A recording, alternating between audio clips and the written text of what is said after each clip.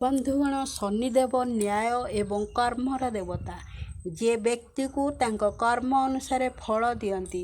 ଜ୍ୟୋତିଷ ଶାସ୍ତ୍ର ଅନୁସାରେ ଶନି ପ୍ରାୟ 30 ବର୍ଷ ପରେ ବୃହସ୍ପତି ମୀନ ରାଶିରେ ପ୍ରବେଶ କରିଛନ୍ତି ଏବଂ ସେ 2027 ପର୍ଯ୍ୟନ୍ତ ଏହି ରାଶିରେ ରହିବେ।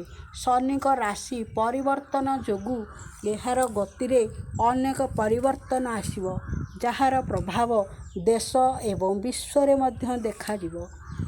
ବନ୍ଧୁମାନେ, ଏବେ ମୀନ ରାଶିରେ ଗୋଚର କରୁଛନ୍ତି ଶନିଦେବ। 30 ବର୍ଷ ପରେ ଏହି ବିରଳ ଗ୍ରହ ଚଳନକୁ ଏହାକୁ ଜ୍ୟୋତିର୍ବିଦ ଓ ଜ୍ୟୋତିଷମାନେ ଅତ୍ୟନ୍ତ ରହସ୍ୟମୟ ସମୟ ବୋଲି ବିବେଚନା କରିଛନ୍ତି। 2028 ନଭେମ୍ବର ପର୍ଯ୍ୟନ୍ତ ବକ୍ରି ରହିବେ ଶନି। ଏହି ଶନି ଚଳନ ଯୋଗୁଁ ବିଭିନ୍ନ ରାଶି ଉପରେ ଭିନ୍ନ ଭିନ୍ନ ପ୍ରଭାବ ପଡ଼ିବ। ଯେତେବେଳେ ଶନି ସୂର୍ଯ୍ୟଙ୍କ ଷଷ୍ଠ, ସପ୍ତମ ଏବଂ ଅଷ୍ଟମ ଘରେ ପ୍ରବେଶ କରନ୍ତି, ସେତେବେଳେ ଏହା ଅତ୍ୟନ୍ତ ପ୍ରତିକୂଳ ଦୋଷର ପ୍ରଭାବରେ ଆସିଥାଏ। ଏହି ପର୍ଯ୍ୟାୟରେ ଶନି ସ୍ୱାଧୀନ ଭାବରେ କାର୍ଯ୍ୟ କରନ୍ତି, ଜୀବନରେ ଦ୍ରୁତ ପରିବର୍ତ୍ତନ ପାଇଁ ପଥ ପ୍ରଶସ୍ତ କରନ୍ତି। ତେବେ ଏହି ତିନିଟି ରାଶି ଉପରେ 2025 ମସିହାର ଶନି ମାର୍ଗୀର ଶୁଭ ପ୍ରଭାବ। ମିଥୁନ ରାଶି। ଶନିଙ୍କ ପ୍ରତ୍ୟକ୍ଷ ଗତି ମିଥୁନ ରାଶିର ଲୋକଙ୍କ ପାଇଁ ବହୁତ ଲାଭଦାୟକ ହୋଇପାରେ। ଭାଗ୍ୟ ଘରେ ଶନିଙ୍କ ପ୍ରତ୍ୟକ୍ଷ ଗତି ହେତୁ ଭାଗ୍ୟ ଏହି ରାଶିର ଲୋକଙ୍କ ପାଇଁ ଅନୁକୂଳ ହୋଇପାରେ। ପଡ଼ି ରହିଥିବା କାମ ସମାପ୍ତ ହେବା ସହିତ ଆର୍ଥିକ ଲାଭର ସମ୍ଭାବନା ମଧ୍ୟ ଅଧିକ। ଶନିଙ୍କ ପ୍ରତ୍ୟକ୍ଷ ଗତି ଚାକିରି କରୁଥିବା ଲୋକଙ୍କ ପାଇଁ ମଧ୍ୟ ଶୁଭ ପ୍ରଭାବ ଦେଖାଇପାରେ। କର୍ମକ୍ଷେତ୍ରରେ ଆପଣଙ୍କ କାମର ପ୍ରଶଂସା କରାଯିବ।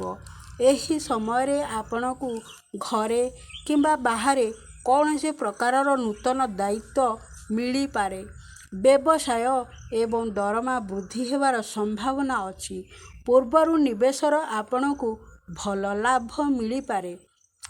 ଶନି ମାର୍ଗୀର ପ୍ରଭାବରୁ ମିଥୁନ ରାଶିର ଜାତ ବ୍ୟକ୍ତିଙ୍କ ଆର୍ଥିକ ସ୍ଥିତି ସୁଦୃଢ଼ ହୋଇପାରେ। ବ୍ୟକ୍ତିଗତ ଜୀବନରେ ମଧ୍ୟ ସକାରାତ୍ମକ ପରିବର୍ତ୍ତନ ଦେଖାଯାଇପାରେ। ବୈବାହିକ ଜୀବନରେ ମଧୁରତା ରହିବ। କୁମ୍ଭ ରାଶି। କୁମ୍ଭ ରାଶିର ଲୋକଙ୍କ ଉପରେ ମଧ୍ୟ ଶନି ମାର୍ଗୀର ଶୁଭ ପ୍ରଭାବ ଦେଖିବାକୁ ମିଳେ।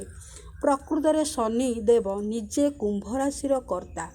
ଜ୍ୟୋତିଷ ଶାସ୍ତ୍ର ଅନୁସାରେ ଶନିଦେବ ଦ୍ୱିତୀୟ ଘରେ ମାର୍ଗୀ ହେବେ, ଯାହାକୁ ଧନ ଏବଂ ବାଣୀର ଘର ବୋଲି ବିବେଚନା କରାଯାଏ। କୁମ୍ଭ ରାଶିରେ ଶନି ସାଢ଼େ ଶତିର ଶେଷ ପର୍ଯ୍ୟାୟ ମଧ୍ୟ ଚାଲିଛି। ଏହି ପରିସ୍ଥିତିରେ ହଠାତ୍ ଆର୍ଥିକ ଲାଭ ସହିତ ଅଟକି ରହିଥିବା ଟଙ୍କା ମଧ୍ୟ ଫେରି ପାଇପାରିବେ। ବ୍ୟବସାୟରେ ଭଲ ଫଳାଫଳ ଦେଖିବାକୁ ମିଳିବ। କୁମ୍ଭ ରାଶିର ଜାତ ବ୍ୟକ୍ତିଙ୍କ ପାଇଁ ଏହି ସମୟ ବହୁତ ଗୁରୁତ୍ୱପୂର୍ଣ୍ଣ ହେବାକୁ ଯାଉଛି। ଯେଉଁମାନଙ୍କର କ୍ୟାରିୟର, ଯୋଗାଯୋଗ କିମ୍ବା ମାର୍କେଟିଂ ସହିତ ଜଡ଼ିତ। ଚାକିରି କରୁଥିବା ବ୍ୟକ୍ତିମାନେ ମଧ୍ୟ କାର୍ଯ୍ୟାଳୟରେ ପଦୋନ୍ନତି ଏବଂ କର୍ମକ୍ଷେତ୍ରରେ ନୂତନ ଦାୟିତ୍ୱ ପାଇପାରିବେ।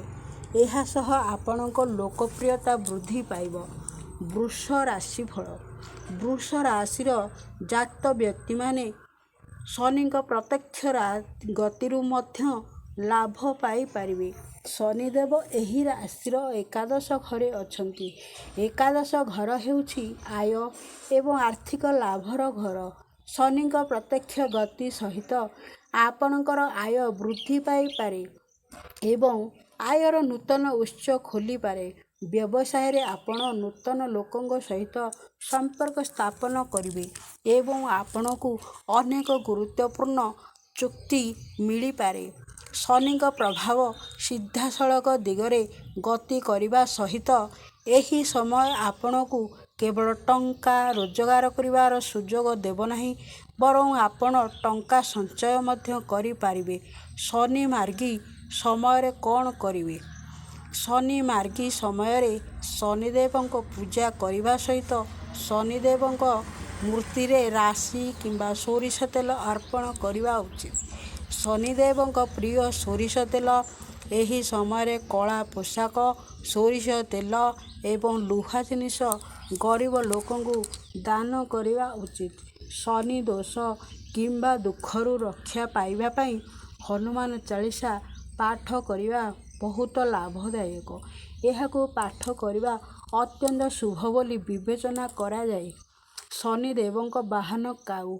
ଏହି ସମୟରେ କାଉକୁ ଖାଇବାକୁ ଦେବା ଉଚିତ।